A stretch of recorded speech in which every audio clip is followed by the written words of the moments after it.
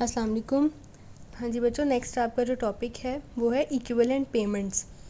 तो equivalent payment से पहले हम कुछ डेफिनेशंस पढ़ेंगे। ठीक है, सबसे पहले हम ये देखें, यहाँ लिखा है कि C Y is compounds per year. C Y को हम से सी वाई एक्चुअली होता क्या है, किसकी एब्रीविएशन है, ये कंपाउंड्स पर ईयर की। और सी वाई के लिए हमें दो चीज़ें पता होनी चाहिए। कंपाउंड्स जो होते हैं, कंपाउंड्स पर ईयर के लिए हमें दो चीज़ें पता होनी चाहिए।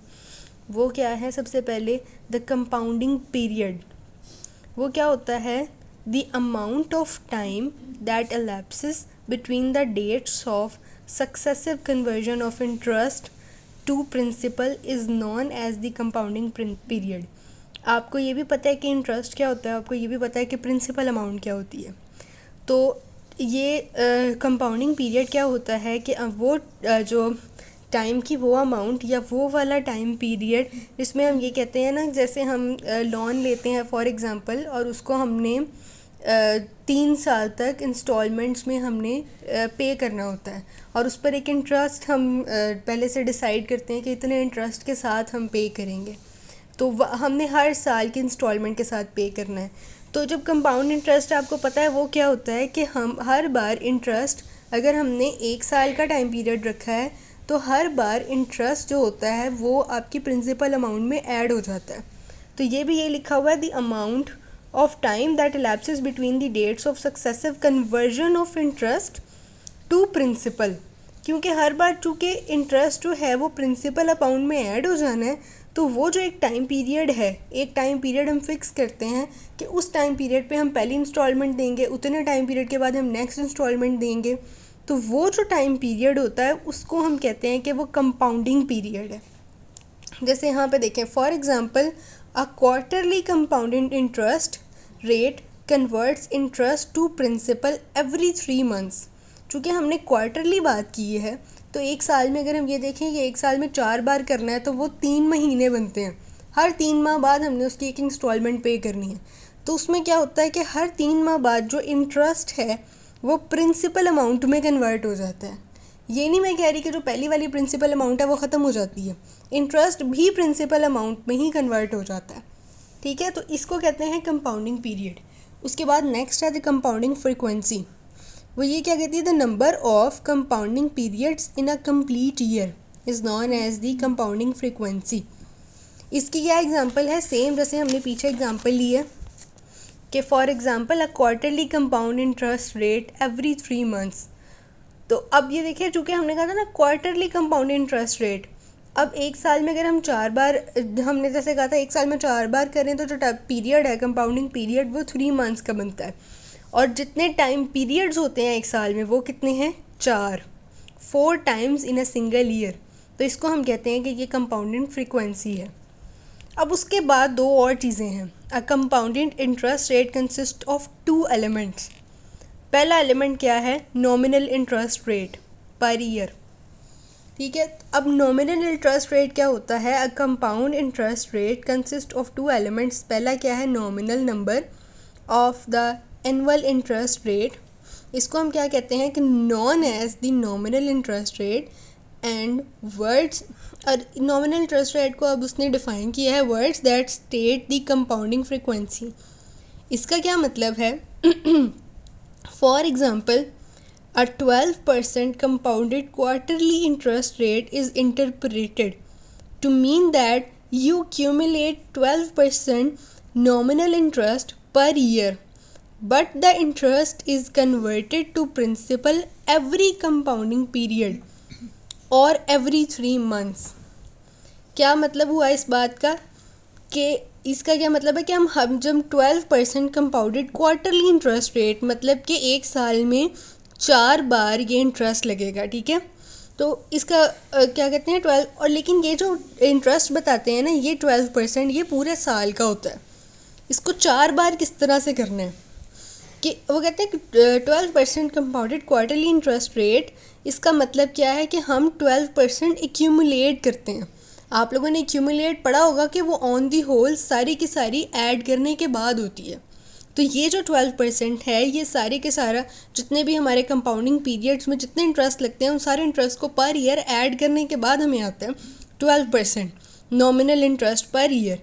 लेकिन और इसमें क्या होता है कि इंटरेस्ट जो होता है वो कन्वर्ट हो जाता है प्रिंसिपल में हर कंपाउंडिंग पीरियड के बाद। जितना भी इंटरेस्ट होगा, जो ये 12% जो है वो पूरे साल का है, और इंटरेस्ट किस हिसाब से है, क्वार्टरली पर ईयर। तो लेकिन वो क्या होता है कि हर 3 माह के बाद जो है वो इंटरेस्ट जो है वो प्रिंसिपल अमाउंट में कन्वर्ट हो जाता है। ठीक है। और जब हम नॉमिनल इसलिए यूज़ करते हैं क्योंकि कंपाउंडिंग ये देखें ज़रा, यहाँ पे है the word nominal is use because if compounding occurs more than 1 per year, the true amount of interest that you earn per year is greater than the nominal interest rate। जैसे आप लोगों ने पढ़ा होगा सिंपल इंटरेस्ट, कंपाउंड इंटरेस्ट, तो हमने at the and ये calculate किया था कि जो हमारा कंपाउंड इंटरेस्ट होता है वो हमारे सिंपल इंटरेस्ट से ज़्यादा होता है, क्योंकि वो हर बार उसी तरह से उसमें ऐड होता जाता है, इस वजह से। ठीक है। अब नेक्स्ट है पीरियोडिक इंटरेस्ट रेट। अब वो क्या कहते हैं, the percentage of interest earned और charge at the end of each compounding period is called the periodic interest rate। पहले हमने नॉमिनल लिया था जो कि पूरे साल का होता है। ठीक है। पीरियोडिक इंटरेस्ट रेट वो होता है जो कि हम साल में जितना पीरियड फिक्स करते हैं, जो हम कंपाउंडिंग पीरियड रखते हैं, उस पीरियड के एंड पे जो uh percentage of interest earned और charge at the end of each compounding period, वो जो हमने एक टाइम पीरियड फिक्स किया होता है उस पर जो अपना इंटरेस्ट होता है उसको हम कहते हैं वो पीरियोडिक इंटरेस्ट रेट है। और इसको हम कैलकुलेट किस तरह से कर सकते हैं, you calculate it by taking the nominal interest rate and dividing by the compounding frequency. Compounding frequency क्या होती है, number of compounding periods in a year. तो जितना हमारा नॉमिनल इंटरेस्ट रेट होता है जो कि हमारे पूरे साल का इंटरेस्ट रेट है, उसको हम डिवाइड करते हैं कंपाउंडिंग फ्रीक्वेंसी मीन्स के नंबर ऑफ कंपाउंडिंग पीरियड्स पे। तो उस तरह से उससे फिर हम ये ले लेते हैं। अच्छा, अब जैसे हमने ये जो पीछे एक एग्जांपल यूज़ की थी 12% वाली, तो हम यहाँ पे भी एग्जांपल यूज़ करेंगे continuing with the example of 12% compounded quarterly. ठीक है। तो it has a periodic interest rate. इसका पीरियोडिक इंटरेस्ट रेट क्या होगा, कंपाउंडेड क्वार्टरली है तो इसका क्या मतलब है कि साल में 4 बार, तो जो कंपाउंडेड पीरियड्स है, नंबर ऑफ कंपाउंडेड पीरियड्स 4 बनेंगे, तो जो 12 है उसको हम 4 से डिवाइड करेंगे तो 3% आ जाएगा। This means that at the end of every 3 months you calculate 3% interest and convert it to principal. तो हम चूँकि कंपाउंडेड इंटरेस्ट है तो हर बार जो हमारा इंटरेस्ट आएगा तो हर बार जो हमारी प्रिंसिपल अमाउंट है उसमें ऐड होता जाएगा, मतलब कन्वर्ट हो जाएगा प्रिंसिपल अमाउंट में। तो इसका मतलब कि 3% इंटरेस्ट है जिसको हम जो 3% इंटरेस्ट है जो हर बार हम हर 3 मंथ्स के बाद हमारा प्रिंसिपल अमाउंट में कन्वर्ट होगा। ठीक है। इसकी एक छोटी सी एग्जांपल करते हैं आगे। देखिए यहाँ पे लिखा हुआ है calculate the periodic interest rate for following nominal interest rates. हमारे पास नॉमिनल इंटरेस्ट रेट गिवन है, उससे हमने पीरियोडिक इंटरेस्ट रेट फाइंड करने हैं। ठीक है। 9% क्या है, कंपाउंडेड मंथली, एक ये हमारे पास है, और एक भी है कि 6% कंपाउंडेड क्वार्टरली। तो हम उसमें क्या करेंगे, हमें ये पता है कि जो हमारे पास नॉमिनल इंटरेस्ट रेट है वो 9% है, और हमें ये पता है कि जो हमारी जो क्या कहते हैं कंपाउंडेड फ्रीक्वेंसी है वो क्या है 12 टाइम्स। चूँकि मंथली लिखा हुआ है ना, तो मंथली तो फिर साल में 12 टाइम्स हुआ, 1 year 12 times in a year. तो हम क्या करेंगे, आई कैसे फाइंड करेंगे, i denotes the interest rate 9% over 12, तो ये है 0.75% पर मंथ। ठीक है। तो इसका मतलब है कि हर बार 0.7% इंटरेस्ट होगा जो हमारी प्रिंसिपल अमाउंट में ऐड होता जाएगा। तो अब नेक्स्ट जो ये बी पार्ट है 6% कंपाउंडेड क्वार्टरली, इसको आप लोगों ने खुद करना है। ठीक है। अच्छा, अब उसके बाद हम आते हैं अपनी इक्विवेलेंट पेमेंट्स पे। अच्छा देखें, any amount of money that is subject to rate of interest will grow over time. मतलब जैसे जैसे हमने कंपाउंड इंटरेस्ट में हमारा यही होता है कि जो हमारी एक्चुअल मनी होती है उसमें इंटरेस्ट ऐड होता जाता है, और वो उसमें जितना भी हमारा प्रोसेस होता है, जितना भी टाइम पीरियड है, उसके बाद हमारी मनी जो है वो इंक्रीज़ हो चुकी होती है। इसका मतलब कि time value of money is important, ठीक है। The value of an original amount at any particular time is called equivalent amount और डेटेड वैल्यू। अच्छा, अब नेक्स्ट ये कहते हैं कि इक्विवेलेंट पेमेंट क्या होती है। इक्विवेलेंट पेमेंट क्या होती है? Equivalent payment combines the original sum with the interest earned up to dated value date. एक हम ना ऐसा होता है कि जैसे हम बैंक से कभी हम लोन लेते हैं किसी एक स्पेसिफिक इंटरेस्ट रेट पर, तो हम उसको इंस्टॉलमेंट्स में वापस करते हैं। तो उसमें ये एक रूल होता है बैंक का कि अगर हम पहला 1 साल या 2 साल हम फिक्स करते हैं कि 1 साल या 2 साल, फॉर एग्ज़ाम्पल 1 साल हम इंस्टॉलमेंट में पे करेंगे, उसके बाद हम चाहें तो हम जितना भी हमने लिया होता है हम एक साथ सारा का सारा पे कर सकते हैं वापस। तो उस पर हमारा जो इंटरेस्ट है फिर हमें पे नहीं करना पड़ता इतना। लेकिन अगर हम उसी इंस्टॉलमेंट्स को ही कंटिन्यू करना चाहते हैं, उसी प्रोसेस को, फिर वो टाइम पीरियड भी हमारा बढ़ता जाता है और फिर हमारा इंटरेस्ट भी ज़ाहिर है हर टाइम पीरियड के हिसाब से बढ़ता जाएगा। तो उसमें ये होता है कि एक ड्यू डेट होती है, बैंक की तरफ से हमें एक ड्यू डेट दी जाती है कि अगर इस डेट के बाद आप चाहें तो आप सारे का सारा या ज़्यादा इंस्टॉलमेंट्स में पे कर सकते हैं, जिसमें आपका कंपाउंड रेट या जो भी हमारा इंटरेस्ट रेट है वो हमें कम पे करना पड़ेगा। तो यहाँ पे भी ये होता है। जो इक्विवेलेंट पेमेंट क्या होती है? Equivalent payment combines the original sum with the interest earned up to dated value date. वो जो हमारी एक डेट होती है, ये ड्यू डेट या डेटेड वैल्यू, इस डेट तक जो हमारे जो हम कहते हैं ना, जो हमें बैंक एक ड्यू डेट देता है, उस ड्यू डेट तक जो हमारी ओरिजिनल अमाउंट में इंटरेस्ट ऐड हो चुका होता है उसको हम कहते हैं कि वो हमारी इक्विवेलेंट वैल्यू है, ठीक है। अच्छा, वो कहते हैं टू फाइंड, लेकिन अगर हम इसको लेके जाना चाहें आगे कुछ अरसे बाद, तो फिर हम इसको एक मेथड है कैलकुलेट करने का कि अगर आज हमने किसी से लोन लिया है उसके 3 साल बाद हमने इतने इंटरेस्ट के साथ पे करना है, लेकिन अगर हम उसको 7 साल बाद पे करना चाहें तो फिर हमें उस पर कितना इंटरेस्ट होगा और हमारी टोटल अमाउंट कितनी होगी पे करने के लिए। तो इसके लिए 2 फार्मूलाज हैं। वो क्या कहते हैं? To find the equivalent payment. अब चूँकि हम लोग इक्विवेलेंट पेमेंट दे रहे हैं ना, कि अगर हम इस वक्त इतनी पेमेंट दे रहे हैं तो इतने टाइम बाद जब हम पेमेंट करेंगे तो वो इक्विवेलेंटली कितनी पेमेंट होगी। तो वो क्या कहते हैं? To find the equivalent payment in compound interest. अच्छा, if the equivalent payment is in the future और after the due date, use the future value formula. तब हमने ये फार्मूला यूज़ करना है अगर हमने अपनी ड्यू डेट के बाद पे करना है। लेकिन if the equivalent amount is in the past और before the due date, use the present value formula. तो इसका मतलब अगर हमने, जैसे हमें एक ड्यू डेट दी है कि आज से 3 साल तक आपने ये पे करना है, अगर हम 3 साल के बजाय उसको 2 साल में पे करना चाहें तो फिर हमें कैसे पता लगेगा कि हमने कितनी अमाउंट और कितना उस पर जितना भी इंटरेस्ट कैलकुलेट करने के बाद हमें कितनी अमाउंट पे करनी पड़ेगी। तो उसके लिए हमने ये फार्मूला यूज़ करना है पास्ट वैल्यू का, ठीक है। और इसमें ये क्या है, पी और वी क्या है? पास्ट वैल्यू जो हमें गिवन होगी, ठीक है, और फ्यूचर वैल्यू हमने फाइंड करनी है। और आई यहाँ पर क्या है? The period rate of interest, ठीक है, जिसको हमने पीछे रखा था पीरियोडिक इंटरेस्ट रेट, सही। और जो एन है वो है नंबर ऑफ इंटरेस्ट पीरियड्स, या इसको हम ये भी कह सकते हैं कि जो हमारा पीरियोडिक जो बनता है हमारा नंबर ऑफ कंपाउंडिंग पीरियड्स, ठीक है। और आई हमारे पास, आई को हम जे ओवर एम के इक्वल लिखेंगे। J is annual interest rate compounded m times per year.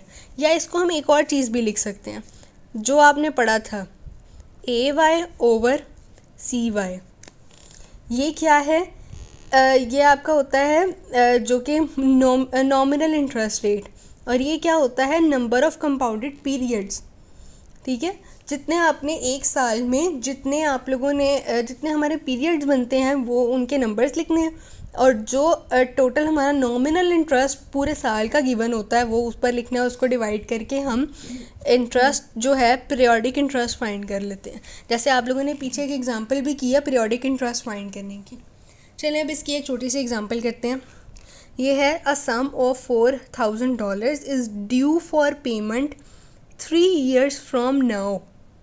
क्या इसका क्या मतलब है कि आज से 3 साल बाद हमने टोटल $4,000 हमने पे करने हैं, ठीक है।